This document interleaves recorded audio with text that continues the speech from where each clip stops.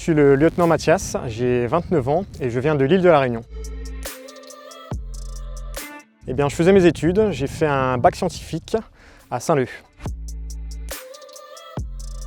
Tout petit, j'ai vu un défilé du 14 juillet à la télé et ça a été vraiment un déclic pour moi. Donc de voir des chars Leclerc sur les Champs-Élysées, ça a tout de suite déclenché et suscité de l'intérêt pour moi. Donc je me suis mis à faire des recherches sur l'armée dès le collège et j'ai poursuivi ce projet plus tard au lycée et qui a abouti en m'engageant plus tard par la suite en 2012. Mes tests se sont très bien déroulés. Ils consistaient en des épreuves sportives, des épreuves psychotechniques et ensuite en un entretien de motivation. Eh bien, tout simplement en recherchant dans des magazines. À l'époque, les informations n'apparaissaient pas beaucoup sur Internet, donc en s'informant au travers notamment de l'annuaire. J'ai trouvé le numéro du CIRFA le plus proche, donc celui de Saint-Denis-la Réunion, et directement j'ai poussé la porte pour être recruté. Mon parcours, je me suis engagé en 2012 à l'île de la Réunion en signant CIRFA. J'ai ensuite fait 8 mois à l'école des sous-officiers de Saint-Mexan, l'école. À l'issue, j'ai été affecté au 1er régiment de chasseurs de Thierville-sur-Meuse en tant que chef de char Leclerc. Puis j'ai poursuivi ma carrière 5 ans au sein de ce régiment jusqu'en 2017 où j'ai passé le concours de l'école militaire interarmes afin d'accéder à l'épaulette et de devenir officier.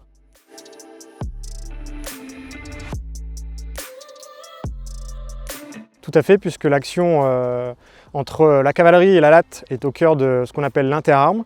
Donc on travaille très souvent ensemble et j'ai déjà eu l'occasion de travailler avec l'aviation légère de l'armée de terre lorsque j'étais chef de char Leclerc. Donc ce qui me permet de connaître ce qu'on attend de moi au sol et ce qui me permet de connaître mieux comment les appuyer.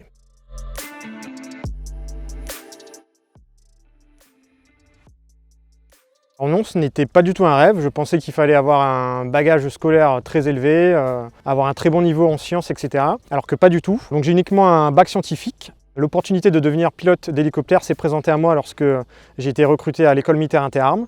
Donc on a à la fin de la scolarité des tests qu'on peut passer à Vincennes. Et à l'issue de ces tests, si on a l'aptitude, on peut accéder à la fonction de pilote d'hélicoptère, puis par la suite de chef de patrouille. Donc c'était à l'origine pas du tout une vocation, mais une opportunité qui s'est présentée à moi et j'ai sauté le pas pour l'obtenir. J'ai réalisé une OPEX en 2014 en République de Côte d'Ivoire en tant que chef d'engin sur ERC 90 Sagui. Alors c'est un souvenir assez récent, c'est lors d'une manœuvre dans les camps d'entraînement en France où j'ai pu côtoyer des gens de mon ancienne unité, le 1er régiment de chasseurs, en étant moi au 1er régiment d'hélicoptères de combat de Phalsbourg, où j'ai pu soutenir ceux qui étaient précédemment ma famille de cœur, mes frères d'armes. Alors ce sont des moments de rusticité intense, donc notamment la Guyane, lors du stage d'entraînement en forêt équatoriale ou lors du SNEC, lors du stage commando.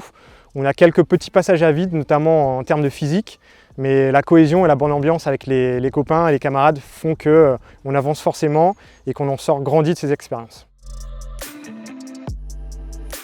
Elle s'est très bien passée, elle a été fraîche puisqu'on m'avait annoncé lorsque je suis arrivé que les températures allaient être très élevées, donc ce n'était pas le cas, donc un petit peu frisqué. Je suis arrivé avec ma petite valise, mon short, mes claquettes, donc il a fait un petit peu frisqué à Charles de Gaulle, mais on s'habitue rapidement. Eh bien, l'aspect technique, l'environnement aéronautique et puis la familiarité de la cavalerie, mais sur un vecteur mobile, très rapide, puissant et dans les airs, c'est ce qui m'a totalement fait pencher pour la latte. J'y retourne régulièrement, j'essaie d'y retourner au moins une fois par an, notamment pour mes permissions d'été, afin de revoir la famille, ça fait toujours du bien. Eh bien, de pousser la porte, d'oser et de travailler.